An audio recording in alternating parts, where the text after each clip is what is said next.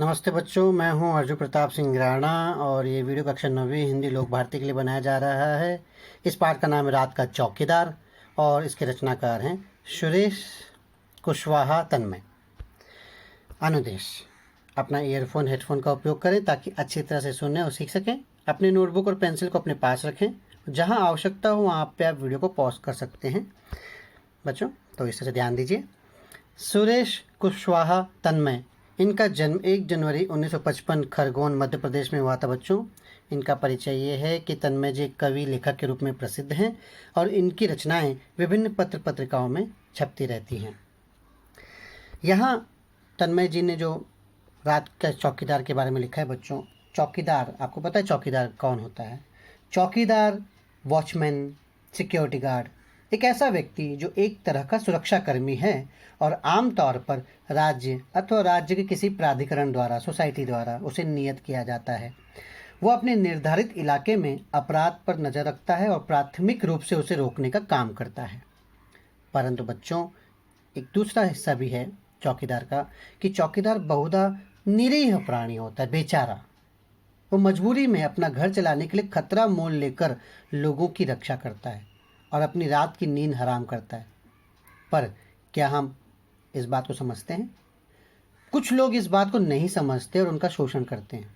प्रस्तुत पाठ में एक ऐसे ही ईमानदार, कर्तव्यनिष्ठ एवं सीधे साधे चौकीदार का चित्रण किया गया है जिसे लोगों से झिड़कियां, दुत्कार, धौंस मिलती तो है ही, साथ में ज़रूरत पड़ने पर, समय आने पर लोग उसका शोषण करने से भी नहीं चूकते। जब चौकीदार को ज़रूरत होती है, लोग उसका शोषण करते हैं। तो इसी बात को सुरेश कुशवाहा तन्मय जी ने यहाँ पर समझाने का प्रयत्न किया है। तो देखते हैं रात का चौकीदार। दिसंबर जनवरी की हाड़ कपाती ठंड हो। बच्चों, हम मुंबई में रहते हैं, लेकिन अगर आपको उत्तर भारत का अगर जानकारी और वहाँ से आप रहते हो तो आपको पता होगा कि ठंडी दिसंबर के महीने में, जनवरी के महीने में कितनी कड़ाके की ठंड पड़ती है ऐसी जगहों पर, मैदानी इलाकों में। तो दिसंबर जनवरी की हाड़ कपाटी ठंड हो, झमाझम बरसती वर्षा या उमस भरी गर्मी हो।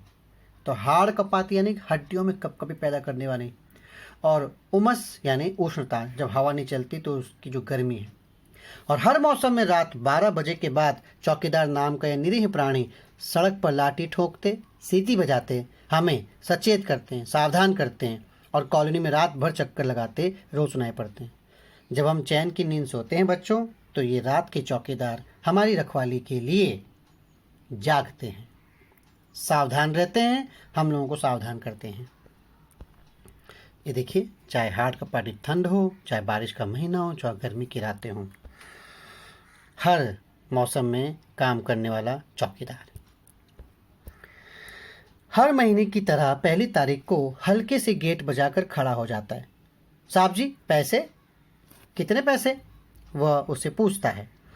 साहब जी, 1 रुपया रोज के हिसाब से महीने के 30 रुपये। आपको तो मालूम ही है। अब 1 रुपया रोज के हिसाब से महीने का 30 रुपया लेने वाला ये चौकीदार है जो काम करता है। तो बच्चों, ये उस समय की बात है जब इतने में वेतन चलता था। 30 रुपया, 50 रुपया, 100 रुपये महीने की पगार हुआ करती थी। अब ये चौकीदार, इसकी पगार जाहिर है कम है, इसलिए 30 रुपये। तो बोलता है, साहब जी 1 रुपये के हिसाब से 30 रुपये महीने के।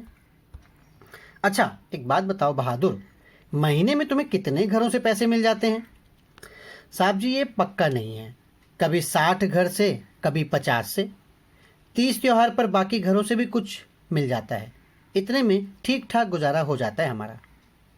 पर कॉलोनी में तो 100 सवा 100 से भी अधिक घर हैं, फिर इतने कम क्यों? तो फिर तुम उनके घर के सामने सीटी बजाकर चौकसी रखते हो कि नहीं? उसने पूछा। और तो बच्चों, आपने यहाँ पे देखा कि कवि लेखक पूछ रहे हैं कुल मिला के घर कितने हैं? 100 सवा 100। लेकिन जो चौकीदार वो कहता है कि कभी 60 घरों से पैसे मिलते, कभी 50 घरों से। तो लेखक पूछता है, तो फिर तुम उनके घर के सामने सीटी बजाकर चौकसी रखते हो कि नहीं? मतलब जो तुमको पैसे नहीं देते, 100 सवा 100 घर में सिर्फ 60 या 50 घर ही पैसे देते हैं, यानी 50 घर ऐसे हैं जो पैसे नहीं देते हैं। तो लेखक पूछना चाहता है कि क्या उनके घरों के सामने ये चौकसी करता है, चौकीदारी करता है? तो चौकीदार का जवाब क्या है? हाँ साहब जी, चौकसी रखना तो मेरी जिम्मेदारी है, मैं केवल पैसे के लिए काम नहीं करता।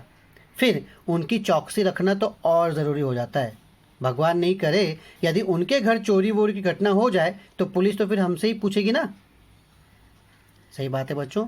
किसी भी सोसाइटी में कहीं भी कोई भी घटना या वारदात हो जाती है तो पुलिस जब आती है तो पुलिस आने पे सबसे पहला जो सवाल जवाब होता है वो चौकीदार से ही होता है कि तुम कहाँ थे, तुम क्या कर रहे थे, तुमने क्या किया और कैसे हो गया तुम्हारे रहते। इन सवालों के जवाबों का सामना करना पड़ता है। इसलिए चौकीदार के मन में ये डर भी होता है, वो ये चाहता है कहीं चोरी ना हो, कहीं भी कोई वारदात ना हो, ताकि उस चौकीदार पर कोई आरोप न लगा सके। चौकीदार कहता है भगवान नहीं करे यदि उनके घर चोरी वोरी की घटना हो जाए तो पुलिस तो फिर भी हमसे पूछेगी ना, और वे भी हम पर झूठा आरोप लगा देते हैं कि पैसे नहीं देते इसलिए चौकीदार ने चोरी करवा दी। चौकीदार कहता है कि ऐसे घरों से जो लोग पैसे नहीं देते वो आरोप पहले लगाते हैं। देखिए, पैसे भी नहीं देते और आरोप भी लगाते हैं कि हमने पैसे नहीं दिए इसलिए इसने चोरी करवा दी। ऐसा पहले मेरे साथ हो चुका है साहब जी। ये चौकीदार की जो है बदकिस्मती है बच्चों, क्या कहें। अच्छा ये बताओ, रात में अकेले घूमते तुम्हें डर नहीं लगता? डर क्यों लगता है साहब जी? दुनिया में जितने जिंदा जीव हैं सबको किसी न किसी से डर लगता है। बड़े आदमी को डर लगता है तो फिर हम तो बहुत छोटे आदमी हैं। मतलब चौकीदार ईमानदारी से ये स्वीकार करता है कि उसे भी डर लगता है। उसे डर किस बात का है बच्चों? कई बार नशे पत्ते वाले और गुंडे बदमाशों से मारपीट हो जाती है। अब देखिए, रात में अकेला चौकीदार, और ऐसे वक्त में जब कई लोग जो नशे करने वाले लोग हैं, गुंडे बदमाश हैं, वो सब एक साथ आ जाते हैं तो वो चौकीदार को ही पहला हमला करते हैं, चौकीदार पर ही पहला हमला करते हैं, चौकीदार को मारपीट कर देते हैं। शरीफ दिखने वाले लोग गुंडे बदमाश तो ऐसे करते हैं, और शरीफ दिखने वाले लोग से झिड़कियाँ, दुत्कार, धौंस, मतलब इस तरह से उल्ट पटांग शब्दों में उनका व्यवहार होता है शरीफ दिखने वाले लोगों का। तो जहाँ गुंडे बदमाश मारपीट करते हैं तो शरीफ दिखने वाले ज़बान से मारपीट करते हैं, सुनाते हैं। अच्छा बहादुर, सोते कब हो तुम? वह फिर से प्रश्न करता है, वो यानी लेखक। साहब जी, रोज़ सुबह 8-9 बजे एक बार कॉलोनी में चक्कर लगाकर तसल्ली कर लेता हूँ, सब कुछ ठीक है ना, फिर कल की नींद पूरी करने और आज रात में फिर से जागने के लिए आराम से अपनी नींद पूरी करता हूँ। तो बच्चों, जब लोग जागते हैं तब बेचारा चौकीदार सोता है। अच्छा साहब जी, अब आप पैसे दे दें तो मैं अगले घर जाऊँ। ये चौकीदार की हालत होती है बच्चों, कई बार उनको नींद भी पूरी नहीं मिल पाती है। अरे भाई, अभी तुमने ही कहा कि जो पैसे नहीं देते उनका ध्यान तुम्हें ज़्यादा रखना पड़ता है, तो अब से मेरे घर की चौकसी भी तुम्हें बिना पैसों की करनी होगी, समझे?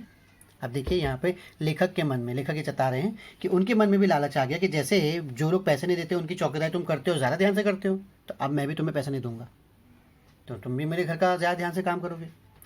अब इस बात पे चौकीदार को बुरा मानना चाहिए, उसे विरोध करना चाहिए, उसे कहना चाहिए कि आप ये ऐसा क्यों कर रहे हैं, लेकिन चौकीदार ऐसा नहीं कहता। चौकीदार कहता है जैसी आपकी इच्छा साहब जी, और चौकीदार अगले घर की ओर बढ़ जाता है। बिना पैसे लिए चुपचाप ईमानदारी से चौकीदार वहाँ से निकल जाता है। ऐसा निरीह प्राणी होता है, और ऐसे लोग होते हैं जो उनका शोषण करने से बाज नहीं आते। बच्चों, मैं सोचता हूँ कि बिना किसी ऊपरी दबाव अथवा नियंत्रण के एकाकी रूप से, एकाकी ने अकेला, इतनी जिम्मेदारी से अपना कर्तव्य निभाने वाला, हमारी सुरक्षा की चिंता करने वाला, निष्कपट भाव से काम करने वाला, ये रात का रखवाला स्वयं कितना असुरक्षित और अकेला है। देखिए बच्चों, सही बात है, कितना अकेला है वो। हम सब परिवार के साथ रहते हैं फिर भी घर में डरे हुए रहते हैं, ये बेचारा अकेला रात में बाहर ड्यूटी कर रहा होता है। वो खुद कितना अकेला है, खुद कितना असुरक्षित है। कुछ भी होगा, चाहे बुरे बदमाश लोग आएंगे उस पर हमला कर सकते हैं, कहीं चोरी चकारी वारदात हो गई तो उस पर आरोप लगाए जाते हैं, पुलिस उससे पूछताछ करती है, कई बार कड़े रूप में पेश आती है पुलिस उनके साथ। ऐसे तो ये तरीका है। लेखक सोच रहा है कि ये रात का रखवाला जो हमारी सुरक्षा करता है, कर्तव्य निभाता है, खुद कितना असुरक्षित और अकेला है। मैं रात भर ऊहा-पोह में रहा। अब लेखक ने मना तो कर दिया कि मैं तुम्हें पैसा नहीं दूंगा, लेकिन लेखक भी निरंतर विचार करता रहा। ठीक से नींद भी नहीं आई। लेखक भी सोच रहा है कि मैंने अच्छा नहीं किया शायद। सवेरे उठने तक मैं निर्णय ले चुका था, अब मैंने फैसला ले लिया। मैंने चौकीदार को बुलाया, उससे कहा मेरे घर की चौकसी करने का तुम्हें पूरा मेहनताना मिलेगा। मेहनताना बच्चों मतलब पूरा वेतन। चौकीदार ने सलाम किया और चला गया। खुश हो गया चौकीदार। मैंने चैन की सांस ली और उसके प्रति मेरी श्रद्धा बढ़ गई। तो इस तरह से बच्चों, हमने इस पाठ में चौकीदार की चौकीदारी और उनके बारे में जानकारी हासिल की। बच्चों याद रखिए, देखिए चौकीदार हमारे रक्षा के लिए होते हैं, हमारा ध्यान रखने के लिए होते हैं। रात का जो चौकीदार है उसका काम बहुत जिम्मेदारी का होता है। चोर बदमाश रात का फ़ायदा उठाकर चोरी आदि का काम करते हैं और रात के चौकीदार को इन पर नज़र रखनी पड़ती है। रात सोने के लिए होती है। जब सब लोग अपने अपने घरों में चैन की नींद सोते हैं तो रात का चौकीदार जागकर हम सबकी रक्षा करता है। वह हाथ में डंडा लेकर सारी रात ज़मीन पर ठक ठक करता है, मुस्तैदी से कॉलोनी इलाके का चक्कर लगाता है ताकि कहीं कोई अप्रिय घटना ना हो जाए। अप्रिय मतलब किसी को भी प्रिय नहीं होती ऐसी कोई वारदात, कोई घटना। वो अपनी आंखों की नींद दूर रखता है, पूरी रात जाग कर दूसरों को सुख की नींद देने का मौका देता है। रात के चौकीदार का काम बहुत कठिन होता है, तो हमें उसके साथ बदतमीजी का व्यवहार नहीं करना चाहिए। हमें भी उसकी सुख सुविधाओं का ध्यान रखना चाहिए। कम से कम उसके लिए अच्छा ना कर सकें तो बुरा तो बिल्कुल नहीं करना चाहिए। तो इस तरह से बच्चों, हमें नौकरों के साथ, चौकीदारों के साथ भी मानवता बरतनी चाहिए, उनकी मजबूरी को समझना चाहिए, उनका ध्यान रखना चाहिए और उनको उनके काम का पूरा वेतन मेहनताना देना चाहिए। उनका शोषण ना हो, इस बात का ध्यान रखना हमारी जिम्मेदारी है। अगर हम अपने काम के प्रति, अपनी चीज़ों के प्रति ईमानदार होंगे और हम उनके प्रति मानवता का व्यवहार करेंगे तो बदले में वो भी हमारा उतना, बल्कि उससे ज़्यादा प्राणों को हथेली पर रखकर हमारी जान की परवाह करके, हमारी चिंता करके हमारी रक्षा करेंगे। तो इस तरह से बच्चों, हमारा ये पाठ रात का चौकीदार, जो एक पूरक पठन है, रैपिड रीडिंग, ख़त्म होता है। सुरेश कुशवाहा जी ने बड़ी तल्लीनता से, बहुत अच्छी तरीके से रात के चौकीदारों का महत्व हमारे सामने प्रस्तुत किया है। उम्मीद है इसके बाद हमारा नज़रिया उनके प्रति, चौकीदारों के प्रति, वॉचमैन के प्रति, सिक्योरिटी गार्ड के प्रति बदल जाएगा और हम मानवता से उनके साथ पेश आएंगे। तो धन्यवाद बच्चों, फिर मिलते हैं अगली वीडियो में इस पाठ के प्रश्नोत्तरों के साथ। और अगर आपको वीडियो अच्छा लगा तो देखिए, समझिए, जो करना कीजिए। और कोई बात समझ में ना आया हो तो मुझे आप संदेश दीजिए, मैसेज कर सकते हैं। पाठ कितना समझ में आया, ये अगली क्लास में मिलने वाले प्रश्नोत्तर से समझ में आ जाएगा, आपको भी और मुझको भी। तो ध्यान दीजिए, सुरक्षित रहिए। धन्यवाद।